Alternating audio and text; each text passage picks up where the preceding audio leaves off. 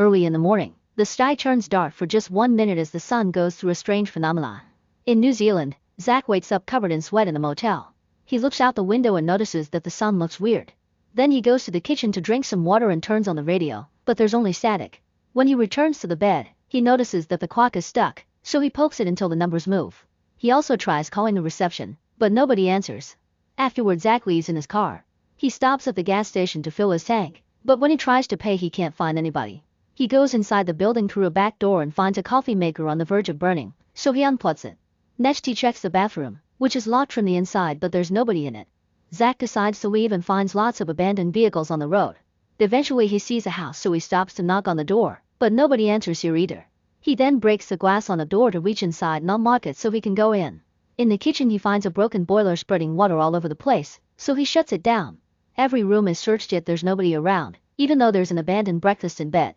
Back on the road, Zac sees various crashed vehicles, but not the owners or the authorities. This distraction causes him to almost crash into a badly parked fuel truck, but he manages to dodge it just in time. Zac then looks inside the truck and finds the seats empty, so he tries to use the radio.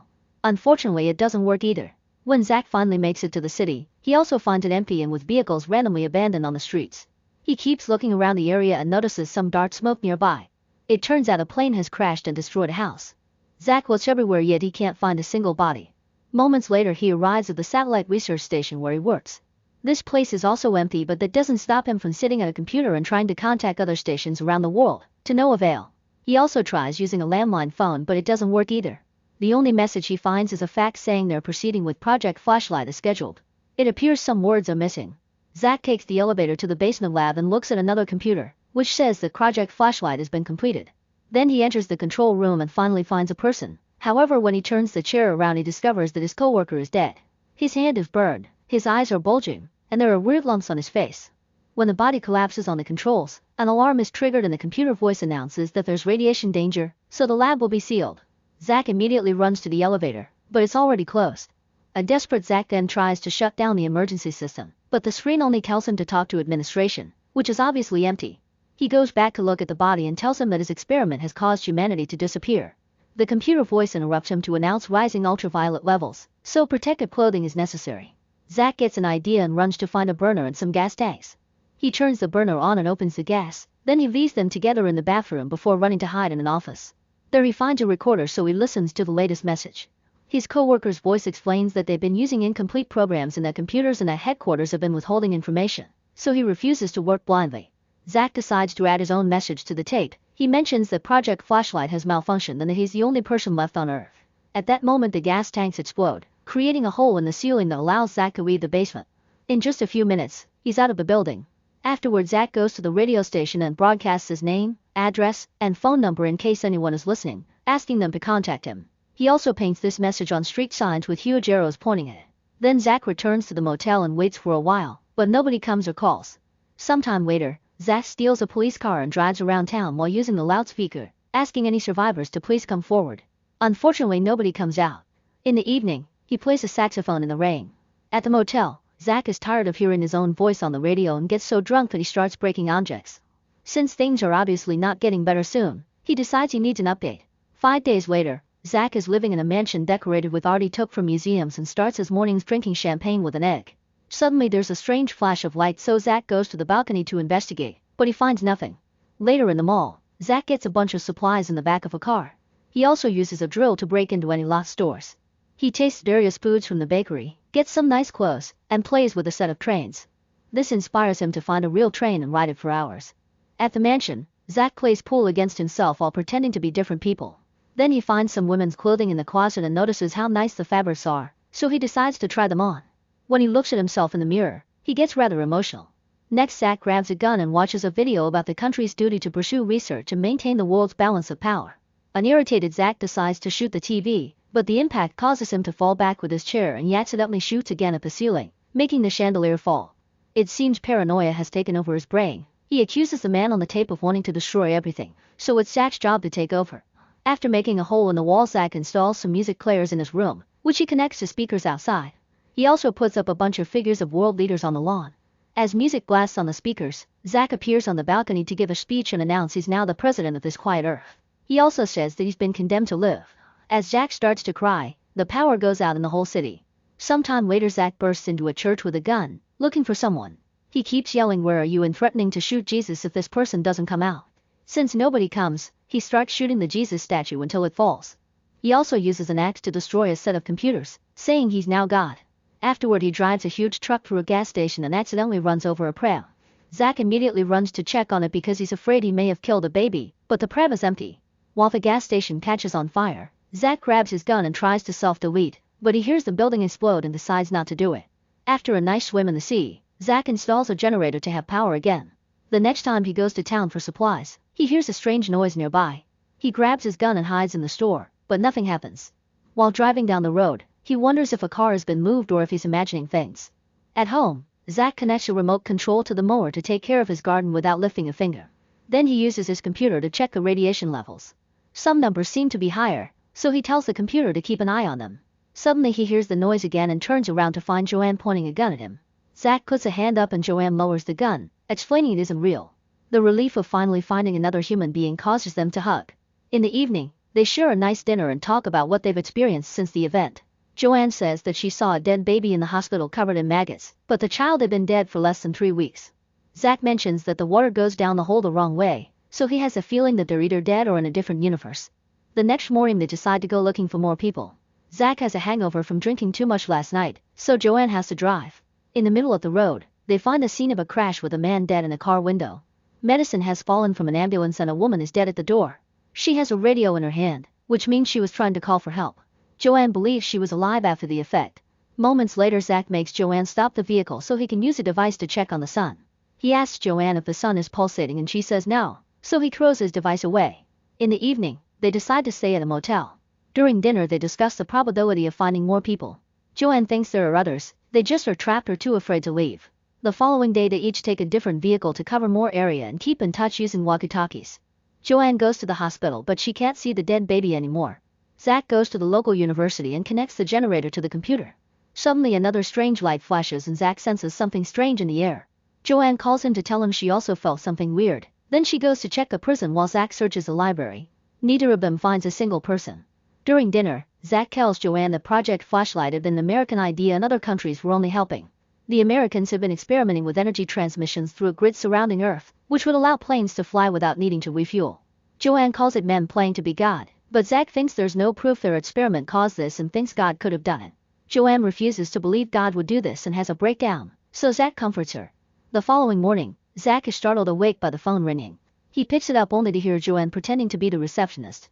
She brings him breakfast in bed and he accidentally spills the hot food on his lap. It seems they've spent the night together and now they're a couple. Afterward they race their cars through the city to have some fun before splitting to continue the search. Zac goes to the lake and reads some science books before recording his conclusions. He believes that the fabric of the universe has been altered and is now unstable.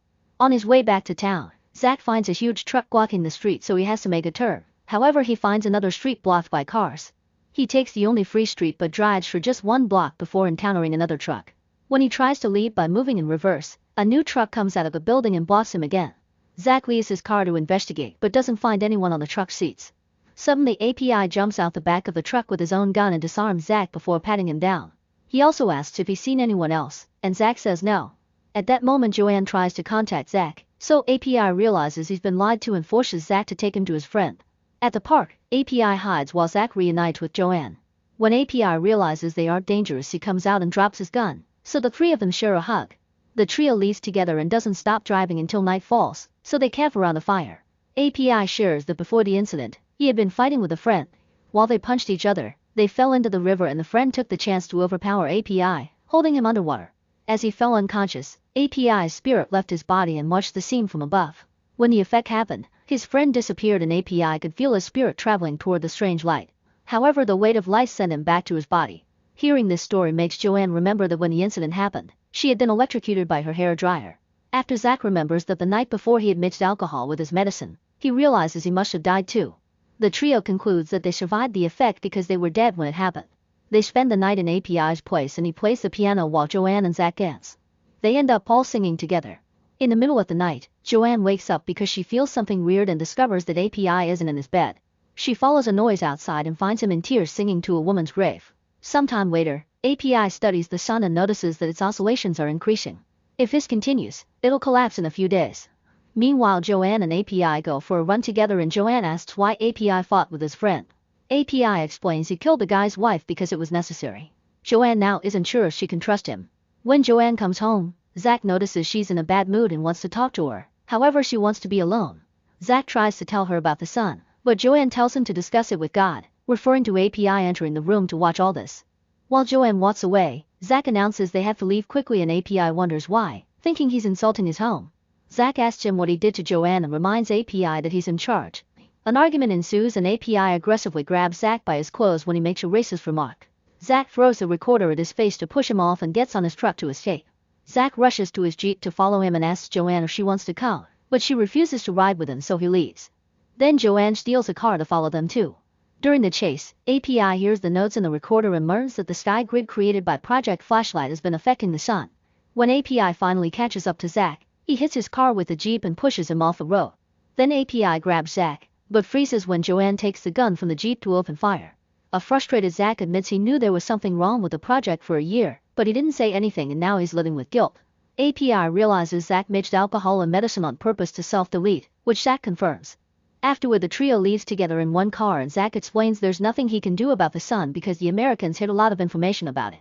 At home, Zac runs more tests and concludes that the effect will happen again. Suddenly there's a flash of light and Zac disappears. Joanne looks for him while API begins walking on the wall. At the same time, Zac is alone in an alternate version of the room without the others. He can hear Joanne calling him and looks for her outside, but he can't find her. Joanne can hear him too, yet she can't see him either. Thinking Zac is gone for good, Joanne and API comfort each other with a hug. However, Zac comes back inside and easily reunites with them. He says this was just a tremor and next time they'll get the real effect. API thinks they must bring the grid down to solve this, so he takes his friends to a military warehouse and blows up a door to enter. They find many trucks and a huge amount of explosives, which they can use to destroy the grid. While loading the explosives on a truck, Zac concludes that API and Joanne aren't real and he's been hallucinating. Then API drives the truck with explosives while Zac and Joanne get in the car. Zac wonders if Joanne likes API more, so Joanne tells him about API's crime. She looks away from the road to kiss him and almost crashes into a truck, but Zac manages to move the vehicle just in time. When API arrives, he stops his truck because there isn't room to pass and announces he'll push the other truck out of the way. Joanne and Zac hide behind their car while API gently pushes the other truck a few times to no avail. API then moves back a mile and starts driving at full speed, causing both trucks to scratch each other. Luckily there's no crash and the vehicle with the explosive safely reaches the other side. Joanne decides to travel with API so Zac has to follow them alone in the car. Minutes later Zac hears his device beeping and tries to call the others, but API turns off the walkie-talkie. A furious Zac drives faster to reach the side of the truck and yell at them. However, both vehicles have to stop when they find a one-lane bridge.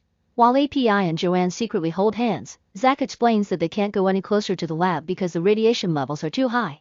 The trio watches the lab from afar and Zac gets an idea. They could use his remote control to guide the truck without anybody inside. Zac will have to go to town to retrieve it and Joanne offers to go with him, but he turns her down. After he's gone, API and Joanne get naughty. When they're done, API admits he doesn't think the control will work and they'll have to drive the truck. Minutes later the new couple hears the truck moving, but it's too soon for Zac to be back from town. They look out and discover that Zac never left. He's now driving the truck with the explosives connected to his heart. Zac pushes the truck through the area he weakened during his first escape and lands near his co-worker's body. Then he detonates the bombs, blowing up the whole lab with one huge explosion. After several minutes of seeing the mysterious light, Zac wakes up on a beach. On the horizon, a massive ring planet rises above strange-looking clouds.